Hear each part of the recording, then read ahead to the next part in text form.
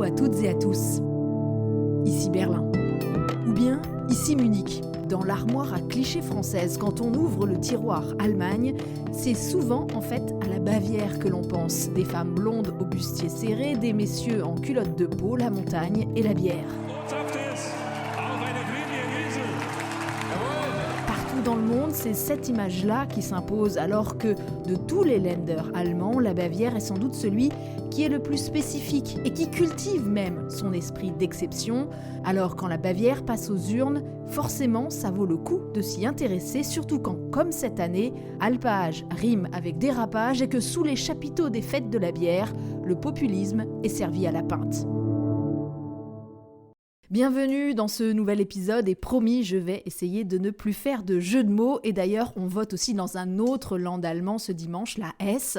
Et là, la campagne a été beaucoup plus sobre. Ces deux régions étaient dirigées jusqu'à présent par des ministres-présidents de droite, CDU ou CSU pour la Bavière, deux personnalités fortes qui abordent les scrutins avec beaucoup d'avance grâce à un bonus de popularité. Donc attention, il ne faudra pas forcément voir dans ces élections des tests grandeur nature pour le gouvernement Scholz, mais tout de même, il y a des analyses à fournir et c'est ce qu'on va faire maintenant avec Dominique Grillmeier. Bonjour. Bonjour Hélène. Le bavarois du DFI, c'est toi, et surtout tu es politologue, donc vraiment l'homme qu'il nous faut pour tout expliquer et peut-être aussi nous donner le mode d'emploi de la Bavière, région à la fois si représentative de l'Allemagne et si exotique, même pour les gens ici en Allemagne, avec un folklore politico-festif un peu déroutant. Dominique, la campagne électorale, elle se termine en Bavière. Première remarque, elle a vraiment été assez virulente, marquée par beaucoup d'attaques personnelles. On a vraiment joué sur les antagonismes, on les a soulignés même dans une sorte de guerre culturelle, comme si la Bavière était l'écrin d'une Allemagne idéale à préserver absolument, eux contre nous. Un Kulturkampf peut-être, c'est un terme qui va loin, mais est-ce qu'il te paraît pertinent en l'occurrence pour cette élection ? Oui, on l'a vraiment ressenti dans cette campagne. Tu l'as dit, on ne parle même pas d'une Allemagne traditionnelle contre les grandes villes, c'est la vraie Allemagne contre l'espace des grandes villes, les villages, les petites villes. Et là, clairement, les conservateurs se présentent comme les défenseurs du bon sens contre les exigences exagéré et parfois inadmissible des bobos de Munich contre les militants pour le climat qui bloquent la libre circulation en voiture si chère aux Allemands. Ce discours, ils veulent nous interdire tout, le moteur thermique, les vacances en avion, la viande, la chaudière à gaz. Même nous imposer peut-être le langage genré, ça va très loin pour le moment, c'est vrai. Avec des représentants de partis d'opposition qui sont sifflés, insultés, agressés, au moins verbalement. Des scènes qu'on ne s'attend pas du tout à voir en Allemagne, où la politique repose, on le sait bien, sur l'art du compromis. Mais là, les Verts, tout particulièrement, ont été désignés à la vindicte. Leur tête de liste, Katharina Schulz, a même été la cible d'un jet de pierre. Les Verts qui se présentent maintenant comme les défenseurs de la culture démocratique en Allemagne et en Bavière, s'engagent pour que les élections régionales soient aussi un vote sur la décence en politique, avec un slogan de dernière minute, Herz statt Hetze, du cœur au lieu de la haine. Alors celui qui a donné le ton de cette campagne, c'est le ministre-président sortant, Markus Söder. Die Grünen passen mit ihrem Weltbild nicht zu Bayern. Auf gar keinen Fall. L'homme qui veut incarner la Bavière, nous dit le Spiegel, qui vient de sortir un podcast de près de 4 heures sur lui. Söder, le géant de Nuremberg, as de la mise en scène, expert de la communication politique. Les collègues du Spiegel ont appelé leur podcast Söderland, et les 2 premiers épisodes ont pour titre Popstar et Populiste. Est-ce que ça te va comme définition ? Alors, il se verrait bien popstar, ça c'est clair, ça lui plairait.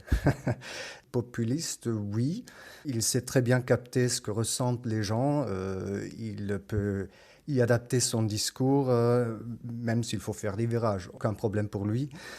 J'aimerais peut-être rajouter un 3e P, P comme pouvoir.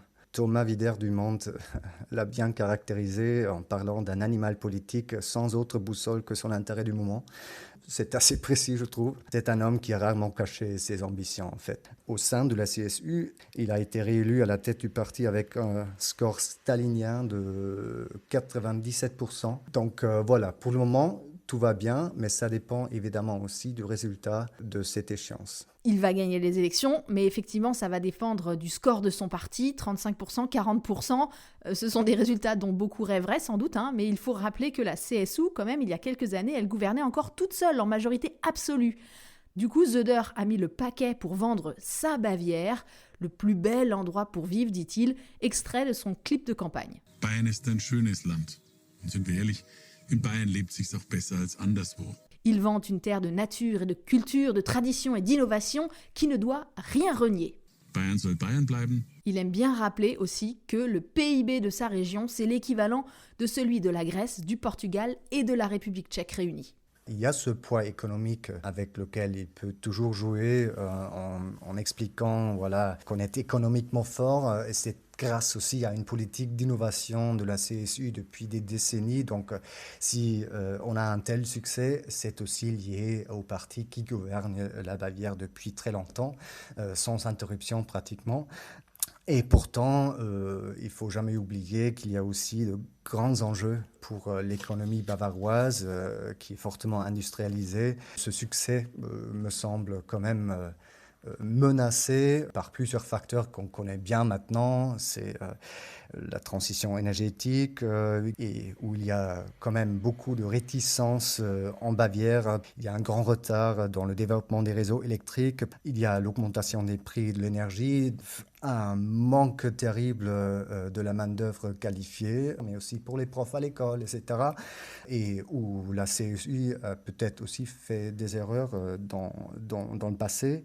Et il y a une certaine pénurie de logements. Donc voilà, il y a quand même des enjeux qu'il faut régler.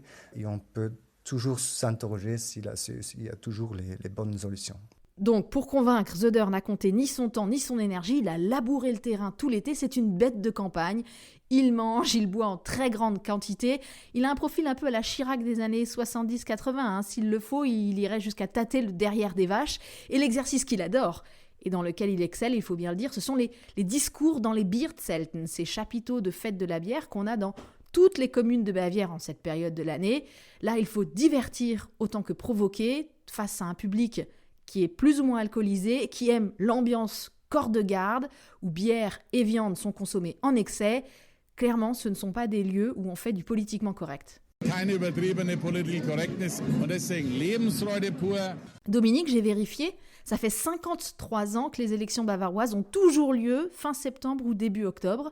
C'est vraiment un contexte idéal, en fait, pour tous ceux qui veulent taper sur la gauche. Oui, la saison des grandes fêtes de bière, c'est justement l'automne, mais en fait, tu trouveras toujours une tente dès le printemps et c'est la meilleure tribune pour les politiques. Ça fait partie du jeu de chaque campagne en Bavière. Avec le mercredi des cendres, par exemple, Politischer Aschermittwoch à Passau et dans les petites villes autour, ce sont vraiment des événements où on peut se montrer assez proche du peuple, des vrais gens, loin de la bulle munichoise devenue un bastion des Verts. C'est vrai, et ça rend plus compliqué, évidemment, les choses pour les Verts. La gauche en général. Oui, le SPD est aujourd'hui plus que jamais marginalisé, autour de 8-9%. Et ils ont fait une campagne avec des thèmes sociaux, les places en crèche, les logements, etc.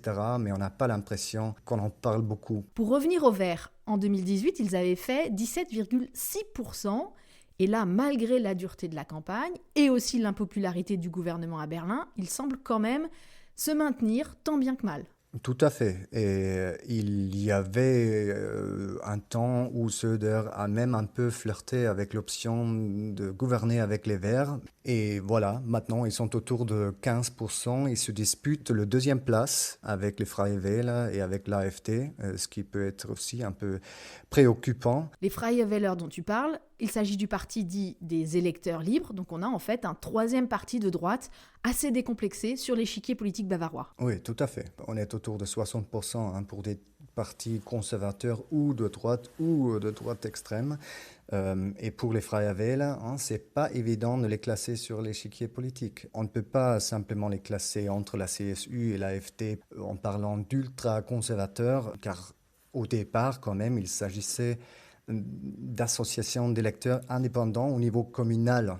Et selon les protagonistes et les enjeux au niveau local, les approches étaient parfois assez différentes. On peut dire que le mouvement est aussi né d'un certain agacement, je crois, concernant la dominance et l'arrogance du pouvoir de la CSU. Et au cours des années, les Freie Wähler ont développé des aspirations politiques au niveau du Land. Et le personnage qui a incarné cette aspiration, c'était Hubert Aiwanger, qui parle allemand avec un fort accent bavarois dont on aime se moquer, mais c'est ce qui le rend sympathique et authentique pour pas mal de gens en Bavière. Et depuis 5 ans, il gouverne avec Markus Söder, une coalition qui a priori devrait être reconduite, et pourtant, ce fameux Hubert Aiwanger dont tu parles, il était jusqu'à présent ministre de l'économie et vice-président du Land, et il a été cet été au cœur d'un scandale antisémite.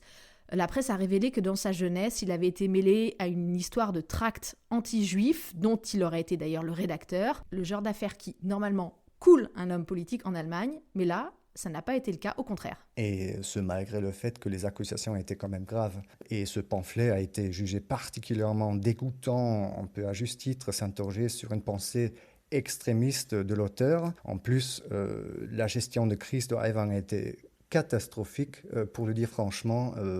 Il a d'abord nié les faits, puis relativisé son implication dans l'affaire en présentant son frère aîné comme l'auteur du document.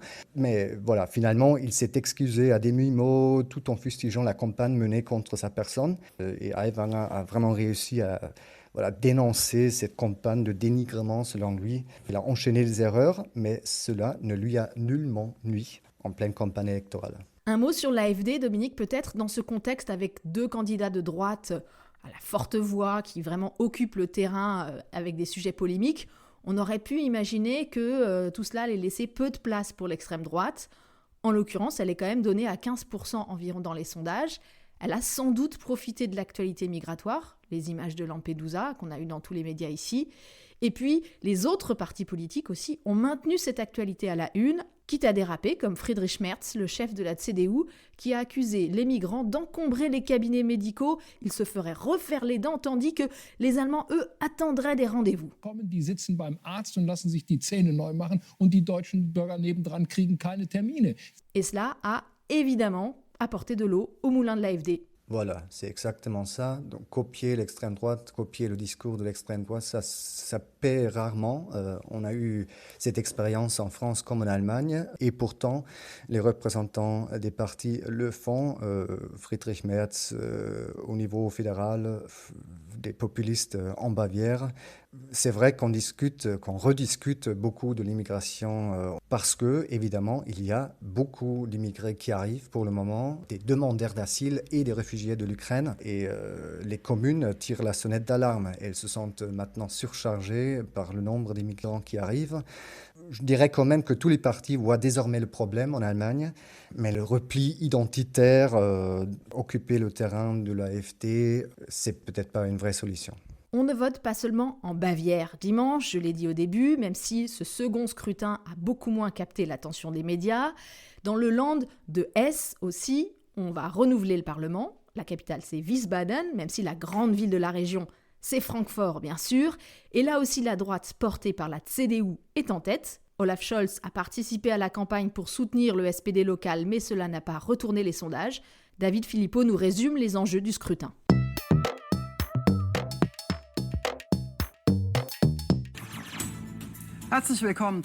Débat à la télévision régionale entre les 3 principaux candidats. Le premier grand thème évoqué, c'est l'immigration et les déclarations polémiques du chef de la CDU sur les soins dentaires pour les demandeurs d'asile au détriment des Allemands. Sur le plateau, le candidat de son parti, Boris Rhein, est gêné aux entournures.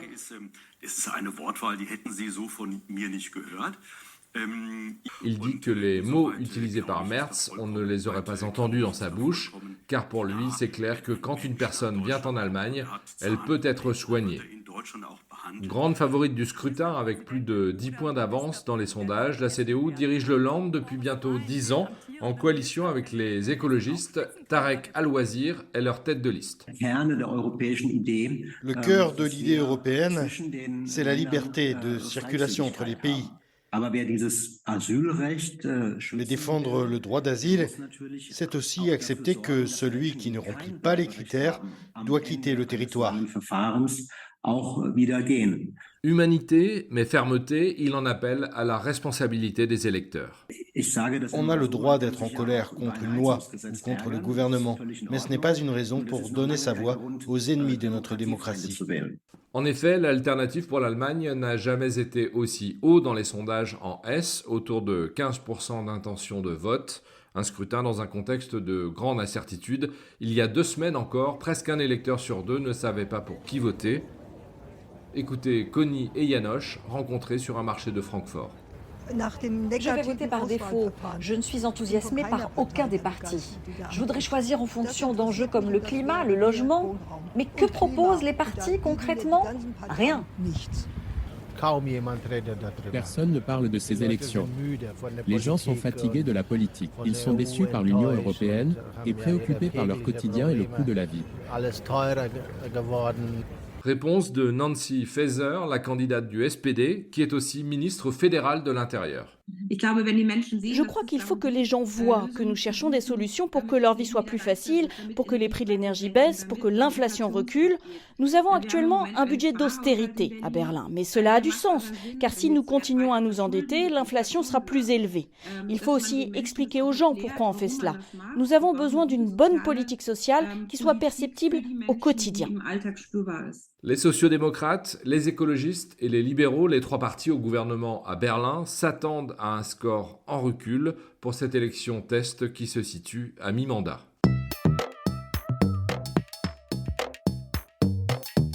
Dominique, Nancy Faeser pourra-t-elle rester au gouvernement d'Olaf Scholz? Elle risque fort de rater son pari électoral en S et d'être sanctionnée dans les urnes ce dimanche. C'est mal parti. Il n'y a pratiquement aucune perspective pour elle de devenir un ministre-présidente. Et même en s'alliant avec les Verts et peut-être les libéraux, il n'y a pas perspective de pouvoir pour elle pour le moment. C'est-à-dire, c'est plutôt raté pour Madame Faeser et on peut la critiquer bien sûr. Déjà, est-ce qu'elle a vraiment consacré assez de temps à son poste ministre de l'Intérieur où elle doit régler pas mal de choses, dont la question d'immigration et en même temps faire campagne en S. Elle a été beaucoup critiquée pour ça. C'est le chancelier qui va décider si elle peut rester en poste. Pour le moment, je vois pas de signe qu'elle pourrait éventuellement perdre le poste. Attendons quand même les résultats électoraux, mais la CDU a vraiment une belle avance et Boris Rhein devrait donc rester ministre-président. Et pourtant, la gauche laisse entendre jusqu'au bout de la campagne qu'elle pourrait quand même tenter de former une coalition si elle a suffisamment de sièges, bien sûr, si c'est arithmétiquement possible. Mais je me demande quand même si politiquement ou même démocratiquement, c'est quelque chose qui est envisageable que le parti qui va sortir en tête des élections, en l'occurrence la CDU, soit exclu du pouvoir ou même du processus de formation de coalition. Alors d'abord, c'est naturel que le candidat qui arrive en tête va essayer de former un gouvernement.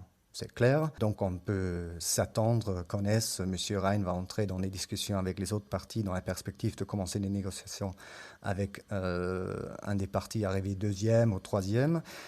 Par contre, si cela s'avère difficile ou infaisable, parce que les positions ne convergent pas, les autres partis peuvent également essayer de former une coalition contre le parti arrivé en tête, la CDU. Cela a déjà été fait au niveau fédéral, pendant la phase des gouvernements sociaux-libéraux, par exemple. Dans les années 70, le SPD est une seule fois arrivé en tête, c'était en 1972. Et pourtant, le SPD et le FDP ont continué leur coalition. Donc voilà, théoriquement, c'est possible, mais cela dépend bien sûr des résultats. En fait, si je t'ai posé cette question, Dominique, c'est en vue des élections régionales qui auront lieu dans 1 an, dans plusieurs Länder à l'est de l'Allemagne. Et aujourd'hui, on sait que dans ces régions, la première force politique, c'est l'extrême droite. Et l'un des moyens pour bloquer son éventuelle accession au pouvoir, ce serait justement de former des coalitions de front républicain, en quelque sorte. L'AfD peut vraiment espérer arriver en tête en Thuringe, peut-être en Brandebourg. Et déjà, les discussions sont lancées. Comment faire pour les autres partis? Quelle perspective de coalition pourrait s'ouvrir? Pourrait être réaliste aussi parce que la formation d'un gouvernement contre l'AfD peut être arithmétiquement possible, mais sera de plus en plus difficile. Si la CDU, par exemple, devrait former une coalition en impliquant Die Linke, c'est peu envisageable pour le moment, vraiment. Il y a aussi la piste d'un gouvernement de minorité, mais on verra dans un an où en seront les équilibres politiques en Allemagne. Pour revenir aux élections de ce week-end, en Bavière et en Hesse, alors on l'a entendu, il y a beaucoup de spécificités locales, mais tout de même elles peuvent avoir des conséquences au niveau national. Alors finalement pas tellement pour le gouvernement, c'est assez fréquent que ces scrutins à mi-mandat soient des revers électoraux pour les gouvernements en place. En revanche, il pourrait y avoir des grandes manœuvres dans les prochaines semaines au sein de l'opposition, au sein de la grande famille CDU-CSU, où la question du prochain candidat à la chancellerie n'est pas tranchée. Déjà, pour Friedrich Merz, ce n'est pas encore gagné concernant la candidature pour la chancellerie. Après ses récents propos, on s'interroge de nouveau s'il est le bon candidat pour 2025, aussi et surtout au sein de son propre parti, parce qu'il y a en fait les deux camps. Un qui est incarné par Merz, qui se montre très conservateur et cherche parfois à occuper le terrain de l'AfD, sans succès pour le moment, car l'AfD monte dans les sondages depuis longtemps, depuis des mois. Et puis, il y a le camp, je dirais, des héritiers d'Angela Merkel, qui le trouvent inadmissible de copier l'AfD, qui incarne cette approche plus progressiste.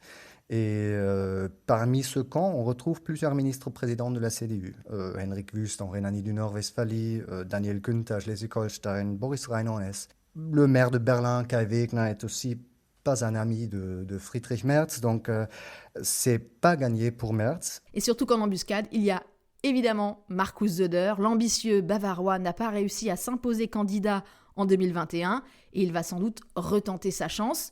Au dernier carnaval, alors qu'on le sait capable de venir en punk ou en Marilyn Monroe, il avait choisi un déguisement plus sobre, mais avec un message à peine caché. Il était arrivé en Moïse, guidant le peuple. Merci Dominique Grillmayer du DFI, merci aux Voix françaises, à David Philippot pour le reportage et merci à Lazare LB qui nous permet de poursuivre cette saison 3 au fil de l'actualité allemande. Tenez, la semaine prochaine, Emmanuel Macron et une vingtaine de membres de son gouvernement seront à Hambourg pour une retraite informelle avec l'équipe de Olaf Scholz. Car oui, malgré les tensions et les faux pas, France et Allemagne font ensemble quand même beaucoup de choses concrètement et on en parlera. Le podcast Avec un K revient dans 2 semaines. Je m'appelle Hélène Kohl avec un K et je vous dis à bientôt. Bis bald.